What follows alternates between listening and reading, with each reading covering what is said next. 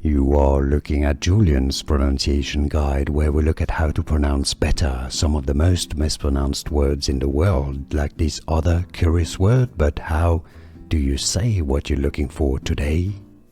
Let's learn once and for all how to pronounce this fairly popular, fairly common name of Spanish origin, surname, that exists also in Mexico, South America. In Spain, central Spain, it's pronounced as Ramirez, with the Z or the Z pronounced like TH, with your tongue between your teeth.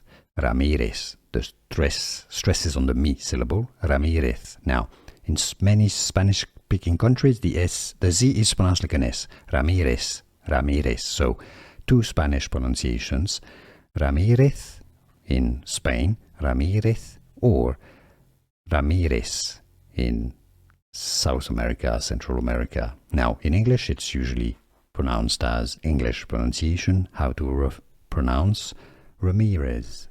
Here are more videos on how to pronounce more confusing words and names too many mispronounced. Like this video if you found it useful. I appreciate your support. I'll see you soon and thanks for watching.